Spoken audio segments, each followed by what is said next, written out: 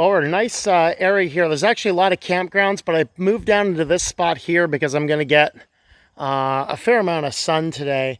And it's like right now there's a little bit of clouds up there, but it's supposed to be a really clear day today. So I'm actually going to test out something I've wanted to test out in the solar oven for a while. And that is using a foil pack to bake some potatoes and maybe even roast some chicken. So we're going to see if we can pull this off. And if it doesn't work, we'll just take it out and finish it off in the gas. But while we're supposed to have quite a bit of sun today, let's go ahead and plan on something else.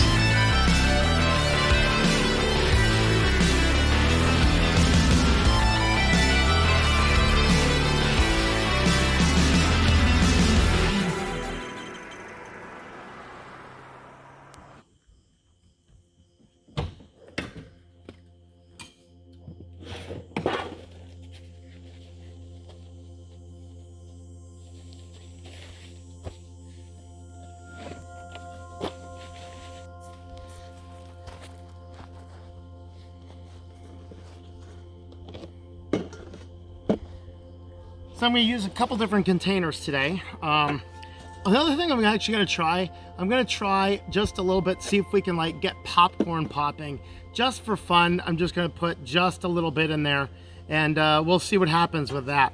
Now I use this is just my some box of ratchet tools and stuff. Get in there. I use it because it's heavy and it's black. And so this solar oven, the one thing about it is wind can blow it away. So I wanted to put something heavy in the bottom. This is heavy and black, so it absorbs a lot of heat. Does a really good job. So with that, we're just gonna go ahead and set that in. I'm just gonna set this in here on top of it as well. Start that guy heating up and then get this guy up here and just kind of start it warming in the sun. All right, first up, we're gonna try a little bit of popcorn and see what happens. I have no earthly idea. It looks like it's got cold enough my coconut oil has become hard.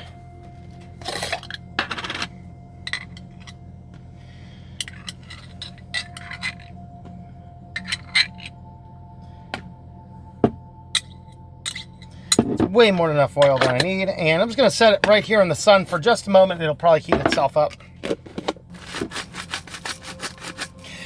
Good secret with good popcorn, salt up the oil as well. And I'm just gonna throw just a little in here. Said that's way too much oil for this much popcorn, but we're just gonna do that because this is just a little test. Let's just see if it happens to get hot enough to pop. If it does, that'll be cool.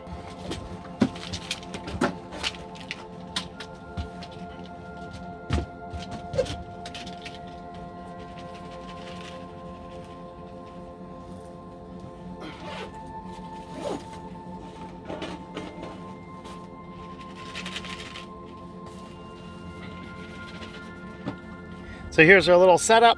This guy here is already getting a little bit warm. Just make sure it's in a perfect angle with the sun.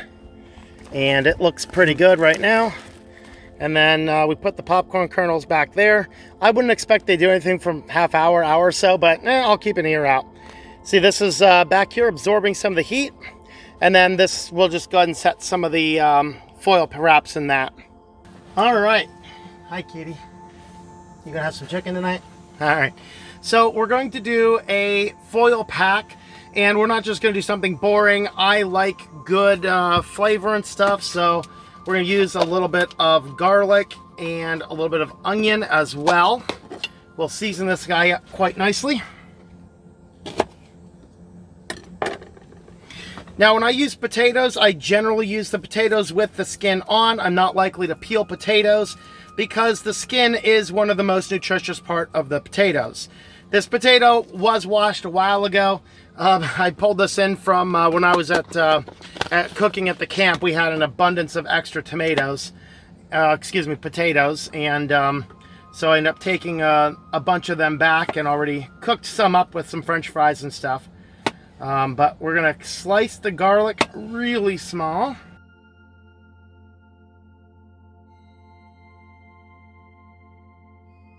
And we're going to keep the kitty from coming up on the cooking surface. You need to lay down there, cat. You're not going anywhere right now. He's like, but will I get some of that? I don't think you want any of that. Ooh, looks like I got the black spot. I think the Kraken is coming for me. Let's cut that out.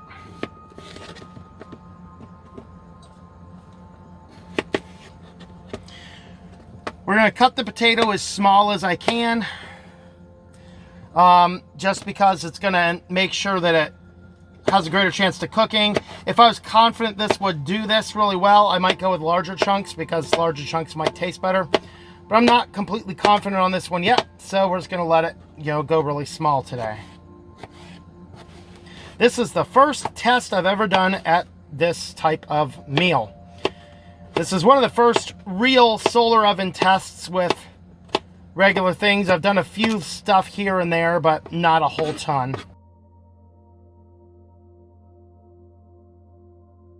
All right, so that looks pretty good.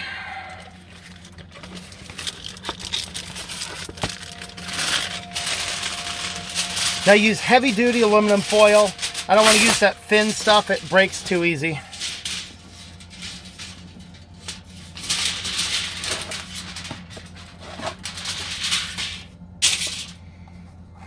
And make sure that the garlic and onion is divvied out.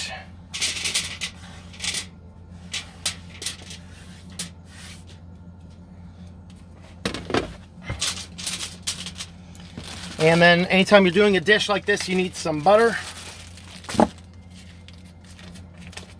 Use real butter, don't use margarine. Margarine is toxic waste byproduct. Real butter is churned milk that comes out of a cow. I think that nature knows how to feed us better than factories do. That might be too much butter, but hey, buttery potatoes are good, right? And we're gonna do some seasoned salt. Hopefully not too much, but we'll see.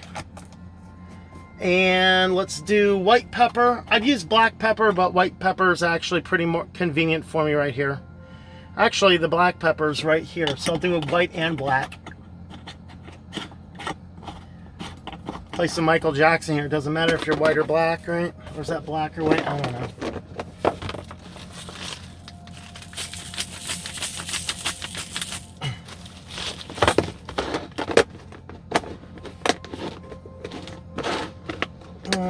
What is this? It's chipotle chili powder. I don't want any of that. Let's also do some basil and oregano.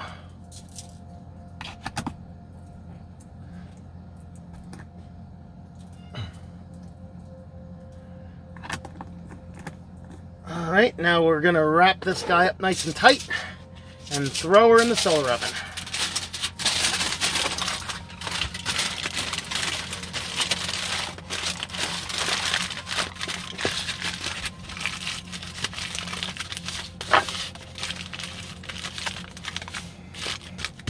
All right, we'll do up the chicken in a very similar way. I cut out my butter before I cut the chicken, and I want to do the chicken last. Safety and such.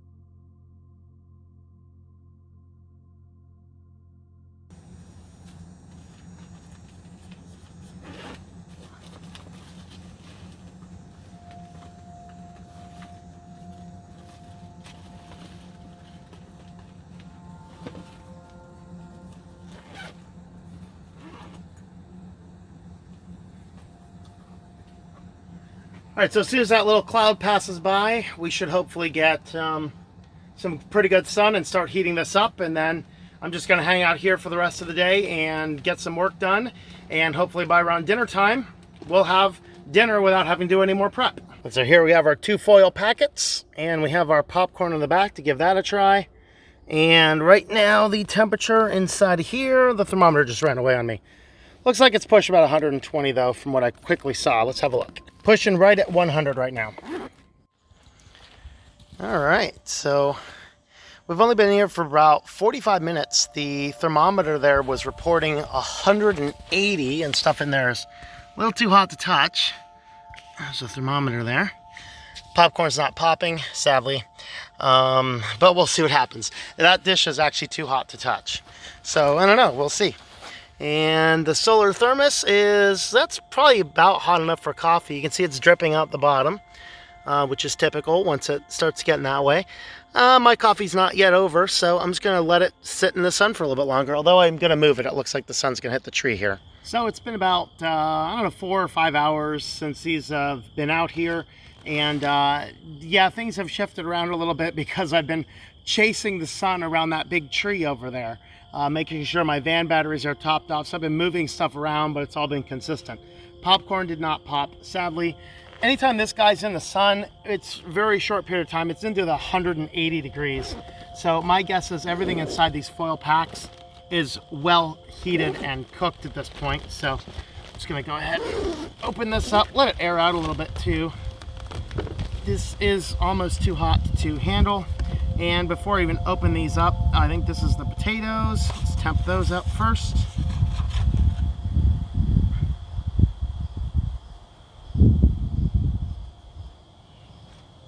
So I'm actually showing a temp on the potatoes around the 140 range. Yikes, that might be frightening for the chicken. Let's see what the chicken does.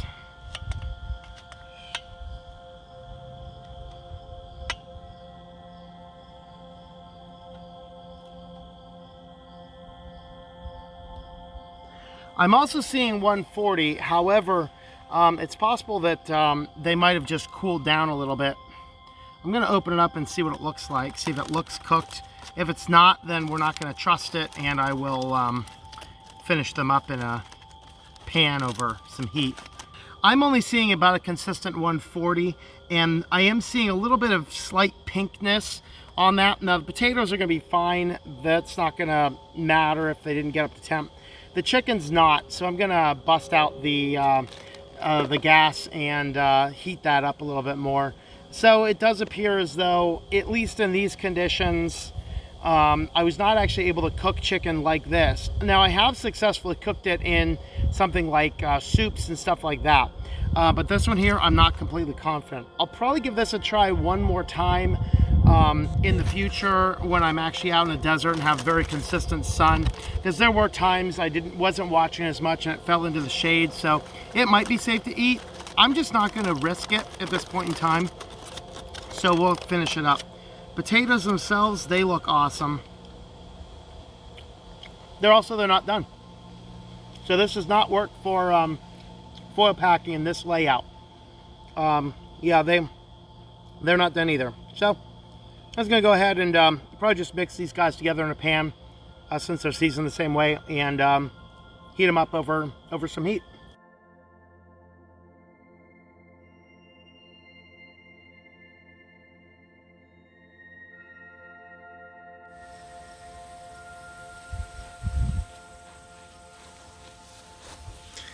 So then now I have reached North Dakota, and I have no trees, and I have lots and lots of full sun. Figured I'd go ahead and give these guys a try again. Let's see if these work this time. All right, so my advantages this time is I know this guy reached at least 160 even inside of here. In fact, it is still at 160. And then I put these guys inside of some more sealed top containers with black bottoms, and man, those are hot. And so what I'm anticipating here is that, and I did actually cook them longer as well. So let's go ahead and, I'm just gonna go ahead and stick this right in the foil pack, see what the potatoes are at. So the potatoes have crossed 180. Open it up and have a look. Yeah. Let's see if they're soft. Oh, extraordinarily hot, and they are soft. I put in here onion, garlic, sweet pepper, and those, wow. Those taste amazing. I hope you can see me okay because I can't see the screen. All right. I'm getting a lot of moisture down there at the bottom. That's good. Let me just poke the thermometer right on in here.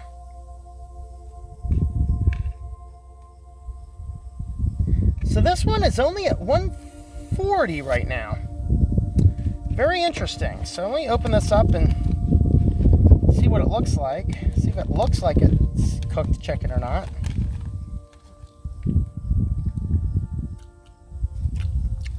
It doesn't taste like it's thoroughly cooked though. So the chicken in this environment doesn't get the temp, but the potatoes do. Maybe it was one of them being up on top of the black container, the other one being on the ground. Maybe that had to do. Maybe it was the difference between the round container and the square container. Maybe it was just the constitution of the chicken. Maybe there was just a hole in here because I do see a lot of the butter has dripped out onto the bottom. So I'm still gonna have to go in and probably cook this up. I don't know. I mean, it's right on the line. It is right on the line. We're gonna call it done. And if I die of salmonella, you'll know this was the problem. All right, we're going to do a take 3 with the solar oven. The first time, of course, it did not get hot enough. We were in the Michigan forest. It was hard to keep the solar oven in sun. I'm in North Dakota. The last time, the potatoes easily got up to 180. The chicken only about 150, but probably closer to 160. By the time I temped it, it may have dropped a little bit. Hard to say. I do know that the inside of the thing for most of the day was over 160, so I have a hard time thinking the chicken wasn't. So what I'm going to do on this third test is we're going to mix the chicken and the potatoes together. We're also going to add in some onion, garlic, pepper, and I'm going to do this one up with barbecue sauce. And I'm trying to think if I should do just the barbecue sauce or still mix in just a little bit of butter. Really, you mix in the butter to have some type of moisture that is able to take and retrain off the heat. I'm thinking the barbecue sauce might do that enough, but I'll probably just add just a touch of butter, add a little bit more oil to it. And we're going to try this. The only downside is the clouds today. There are just a few clouds here and there, but I'm pretty confident I can keep the oven mostly in the sun most of the day. So if for some reason it does get super overly cloudy today and we have to abandon mission and just cook up the rest in heat and gas, that's okay. But, you know, we'll cross that road when we come to it. But anyway, we're just going to do the same thing we had before. We're going to do a foil pack. We're just going to cut everything up, throw it in the foil pack, and we're going to toss it in this container with a nice container with a lid, and then toss it in the solar oven, and hopefully that'll work. All right, so here we got potato chicken. There's a couple small slices of butter down there, topped with barbecue sauce. There's a green pepper in there, a little bit of onion, a little bit of garlic, salt, pepper, oregano, and basil. And now we're just gonna wrap this guy up, set her in here, and put her out in that solar oven. All right, the moment of truth on this test. So, I never saw this get super hot, but it has been peaking around 140-ish or so. This has been extraordinarily hot to the touch. It's also not been the most sunny day in the world. So even if this is a failure, I'm not sure I'd call it a complete failure yet. All right, so we're certainly above 140. So we have crossed 160 in here, and the sun is not even quite as bright as it has been. So I would say crossing 160, I think we have an absolute success. Look at that barbecue sauce.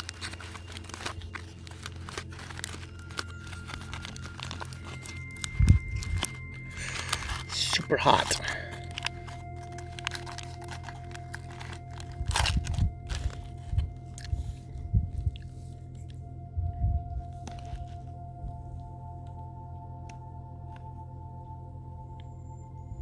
Come here, Mr. Potato. The potatoes do seem a little harder than I would like them to be. Let's see if they are soft though. Oh, they are done. Yeah, that's all good. We're gonna go with good. These bagged solar ovens are not the most efficient solar ovens you can get, but they are very low cost, very lightweight, easy to store, and they will work provided you have good solid sun. In my various experiences using this bagged solar oven so far, don't try it if you have any amount of shade or any amount of cloud. But if you find yourself in a place like a desert where you have almost no clouds at all in the day, this is going to work really well for you. I also learned, put your bag inside of another black lid sealed container, put that on top of your black heat ballast, and that is going to be the factor that gets your temperature up. Keep it in there for at least 5 hours, and then you will have a good meal. Well, hopefully this video has helped you understand a little bit more about the solar ovens. Subscribe to the channel if you've not already done so. Hit that notification bell, and we will see you a little bit further down the road.